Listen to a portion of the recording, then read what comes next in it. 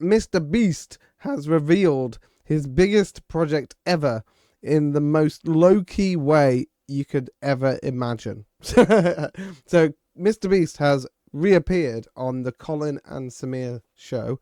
I'll let you guess which one's which. So Mr. Beast has been on this show, I think, 2 times before this. And so he's returned at a time when he is making big moves. And if you remember, earlier this month, I actually made a video on my channel about Mr. Beast. And it said, will Mr. Beast be next to quit YouTube? And it was talking about how all these YouTubers are quitting. Will Mr. Beast eventually stop posting so much on YouTube or stop putting so much effort into his YouTube channel? We already know that he stopped making videos for certain channels. So the gaming channel is absolutely dead. The Reacts channel is absolutely dead. The main channels that he posts on now are Mr. Beast and Mr. Beast Philanthropy. So at the same time that all of this is going on, Mr. Beast has got a new show coming out on Amazon, which is basically like a game show. But I'll let him tell you in the most low-key format I've ever heard anyone announce a giant show like this. It's insane how he just announced it like this. Where we wanted to start was with a headline that everyone read, about a month ago. I wonder what headline. What headline? YouTuber Mr. Beast reportedly in talks for competition series on Amazon's Prime Video in a deal worth $100 million. Put on my video. Care to comment? That was the headline. That was the thing. Yes, we're doing. We've talked about it a lot. Yeah. We were doing a streaming show, and we're doing one with Prime. This is actually, we were gonna do a press release, but I knew we were gonna do this podcast, so I was like, let's just make this podcast a press release. So I don't know if that's the conventional way when you do shows like this, but yeah, we've. Let me think. I probably should be careful what I say too much. I've never done a streaming show like this. So I don't with you two, I'm super open about everything. Let's just say Amazon will give us the most creative control. And by most, I mean all creative control, and they'll let me do whatever I want. And other platforms. That is what I've heard about Amazon. They are very good to work with when it comes to making shows. The Top Gear guys going to Amazon as well was quite a big show that they were giving them creative rights to do whatever they want. So that's clearly why Mr. Beast is doing this. Yeah, there's a reason we went with Amazon. They're awesome. I love you guys. I'm going to try to make the most viewed streaming show in history. What's the name of the show? Beast Games. Right. Okay. I think it fits it perfectly. It's going to be, wow. This will be the first time anyone hears it. This is great. See what I'm saying? This is him announcing the show. And this is a multi-million-dollar deal that he's got with Amazon to do the show. And this is how it's announcing it, while wearing a fake hazmat suit, sat in a warehouse talking to Colin and Samir. That's mad. I think this is good for his image. Just doing it like this. He's not doing a big fanfare. He's not gone on mainstream media. He's got on, some 2 people that he respects, and he wants them to do well. So he's helping them do that by announcing this on there. So cool way of supporting the people that you like. The largest game show in history, with the most contestants any game show's ever had, with the largest cash prize in history. That I'll probably reveal later, but you can imagine what the cash prize was on Squid Game, and it's higher than that. So Wow. The largest game show in history, the largest cash prize in history. And to be honest, in my opinion, the biggest sets in history, is the biggest everything in history. This show is mind-blowing. Could you imagine if they made someone a billionaire? That would be nuts. I'm trying to think what amount he would pick. He's saying it's the biggest amount ever. So you'd think it's definitely more than $1 million. It's like our normal videos, but just 20 times better. Because obviously, I don't know if that number you read is accurate or not, but I have a bigger budget. So money's not a constraint. And what we were talking about before is on YouTube, I have to make videos around titles and thumbnails. But on this show, I can do whatever I want. I can just make good content, and I don't have to revolve it around a title and thumbnail. So money's not a constraint on the show. And so, I can also just do anything, which is a lot more freeing than you would think. And so it's mind-blowing, the stuff we're going to be doing. I can do anything. The constraint is I have the most contestants in history. I have the largest cash prize in history. And that's it. Outside of that, I can do anything. I actually think the most contestants. So how many contestants is he thinking of getting on this thing? The I can't even say this. The logistics of this must be insane. The amount of time and effort that he's had to put into this. I mean, obviously he's got a team behind him that's working it all out and doing everything. He's just the figurehead for it all. But it's the stress is still on his head. It's still his name and title that's being put on an Amazon show.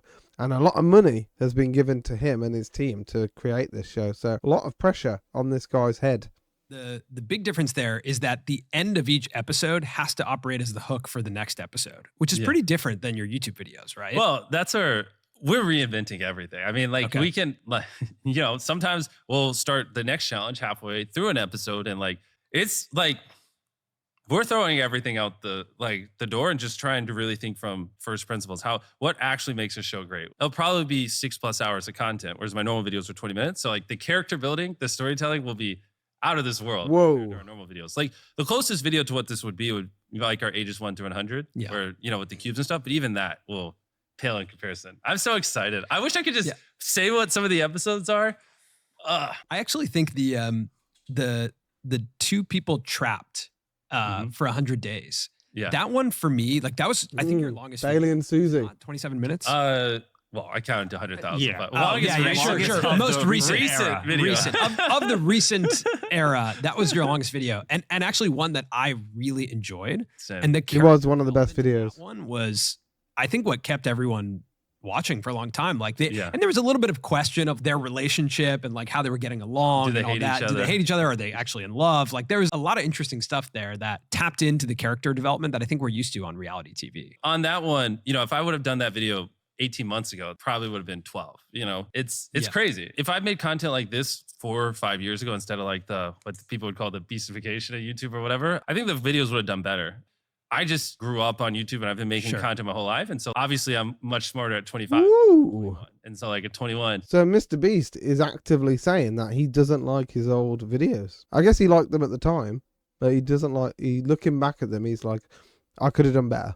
Which is always a good way to look back at your videos, I think. I just thought was good content. And now I look back and even some of our older videos, I can't watch them. I'm like, this is too much. It gives me a headache, you know? Yeah. But at the time, that's just kind of what I thought was good. And I actually enjoyed it. Yeah. It's just, if someone gets into making content at a young age, you kind of get to see the progression of everything they do on YouTube. And so I just find that pretty fascinating, if that makes sense. And now people will get to see it on Amazon, which is kind of interesting in a totally new setting. Like that's a completely different storytelling challenge. I think it worked for him. I think that's why Mr. Beast is the world's biggest YouTuber, because he was doing these like snappy 10-minute videos that were engaging and they got people to subscribe. That's how he grew really big. But then in order to get over the hurdle, becoming the biggest YouTuber of all time, he needed to attach himself to people that didn't like that kind of stuff. And I think he's realizing that, and he has grown up. And when it comes to the show, that show's gonna crush. When it comes to I need caffeine. letting scenes breathe, giving people more emotion, that's something that you guys have started to do this past year more so on YouTube. Yep. There are people in television that have been doing that and on streaming for like decades. Exactly. Yep. Are you guys going to bring people in to help with that? Well, these episodes on the Amazon show are massive. I mean, they are. We're already hired like 80, 90 people to help with it, and we're gonna need way more. So I'm bringing a lot of people in. But no, it's going to be more in how we do our things the YouTube way. We're not going to take what we do and just completely change it all and just, you know, adapt to how the status quo is. It's going to be kind of a hybrid, because obviously there are things that, you know, game shows do well, but there are other things they don't. Like one thing I don't really like is like when there's a lot of action happening and they just cut to someone in a takeaway room, clearly filmed after and talking about it. But ideally, we'd be able to get those kind of emotions and thoughts in the midst of the challenge, which takes a lot of forethought and a lot of skill, because these aren't scripted. And so like, if you miss the shot, well, then you have to go back and get it. So it's like one take, either you get it or you don't. And that's just like one of 100 examples of ways I want to innovate and adapt. So like really knowing the pace of all the challenges and things we're going to do, and know where people will be most likely to say things, and then making sure you have a good camera shot there and like you're ready to capture it. Because I can't go, hey, say this, and then put a camera on them, because it's not scripted. It's inauthentic. And I think that's the thing with Mr. Beast. He tries to make his videos authentic. And that's what's exciting to me about these creators going to Amazon, because it just means that we're going to get better content, and it's going to force the mainstream media to start adapting the way that they do things, not seeing what they do as the best way to do everything, as the MSM usually do. So it's great that Mr. Beast is going to Amazon. And I did predict this earlier in the year, so I'm very interested to see where this goes. And I do have Amazon Prime. I think everyone has Amazon Prime, don't they?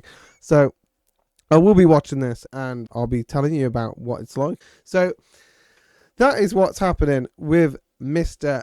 Beast.